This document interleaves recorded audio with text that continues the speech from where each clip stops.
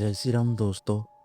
दोस्तों, क्या कभी ऐसा हो सकता है कि घर की दीवारें आपको देख रही हो, और अगर देख रही हो तो क्या वो सिर्फ देख रही है या इंतजार भी कर रही है? आज की कहानी है देशमुख परिवार की। एक आम परिवार, एक आम गांव और एक ऐसा घर जो धीरे धीरे अपने लोगों को अंदर लेने लगा।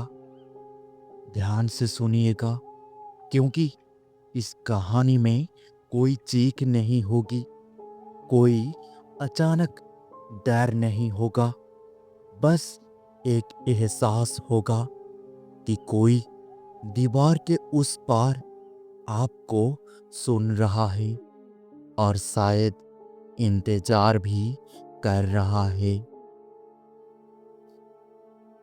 मुंबई से थोड़ा दूर, विरार के आगे, समुंदर और जंगल के बीच एक छोटा सा गांव था, कोसीबाड़ी।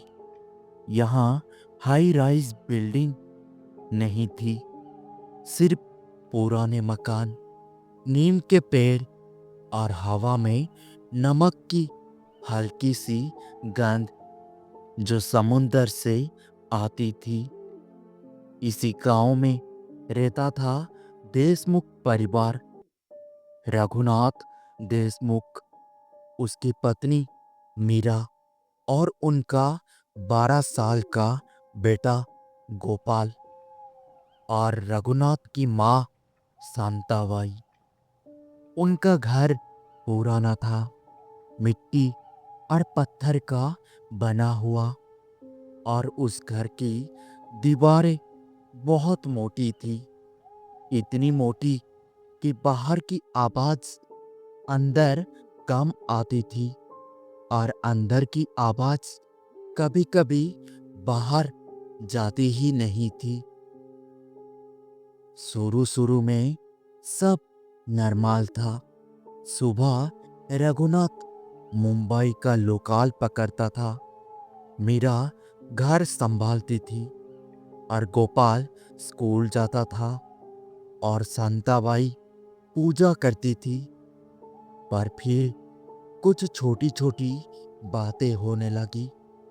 रात को 2 बजे के आसपास दीवार से हल्की सी खरचने की आवाज आती थी। मीरा ने पहले सोचा चूहा होगा, पर आवाज कभी एक जगह से नहीं आती थी।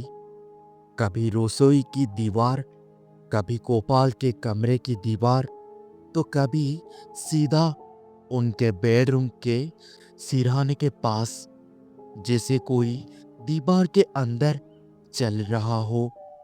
एक रात रघुनाथ ने दीवार पे कान लगाया, और उसने महसूस किया दीवार ठंडी नहीं थी, वो हल्का सा गर्म था, जैसे किसी ने अभी हाथ रखा हो अंदर से। और कुछ दिन बाद सबसे पहले बदलाव गोपाल में आया। वो पहले शर्ती था, पर अब चुप रहने लगा।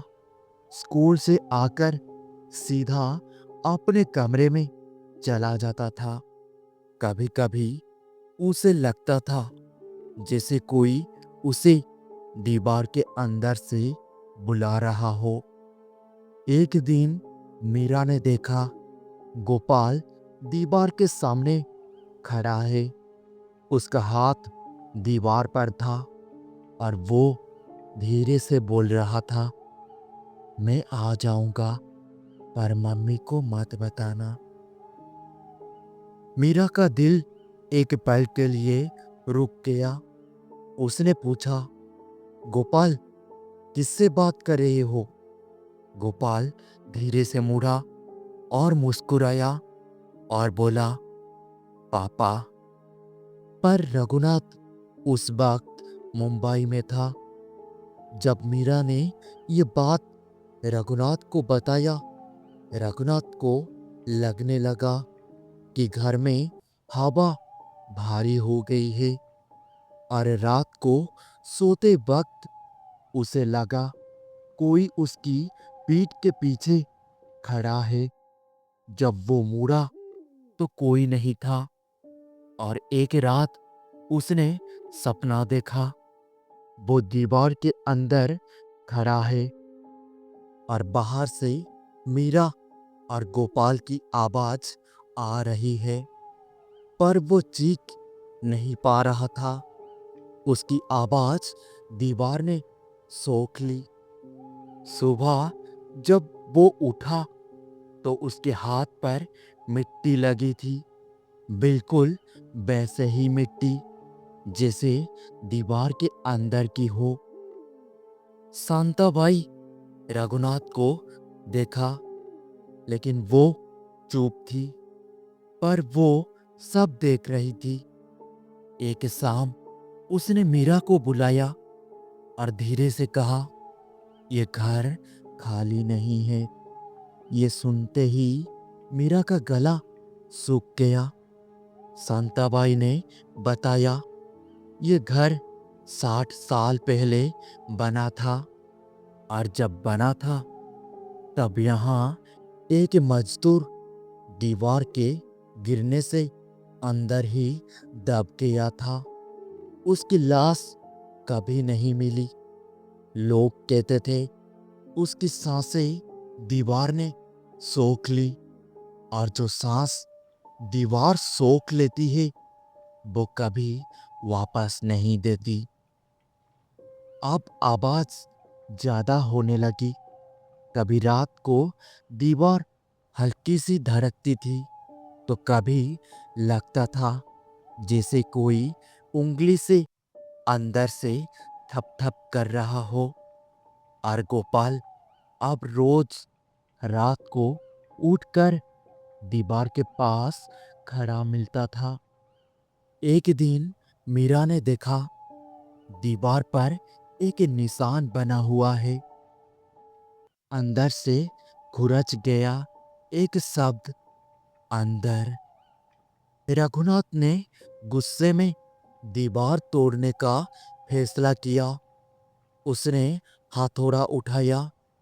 जब वो पहला बार मारा, दीवार से आवाज आई, पर टूटने की नहीं, जैसे किसी ने अंदर से दर्द में करा हो।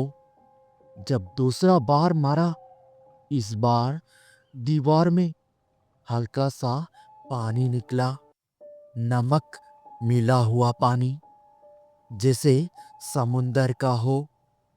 पर उसी पानी में एक अजीब सी स्मेल थी, जैसे पुरानी सांस की। अब रघुनाथ को लगने लगा था शायद वो पागल हो रहा है। ऑफिस में भी उसे दीवार दिखती थी। लोकल ट्रेन के शीशे में उसे अपना रिफ्लेक्शन नहीं बल्कि अंधेरा दिखता था। एक दिन उसने घर आकर देखा मीरा और गोपाल दोनों चुप थे। गोपाल ने कहा, पापा, आप पूरे दिन घर पे था ना? रघुनाथ का दिल जोर से धड़कने लगा।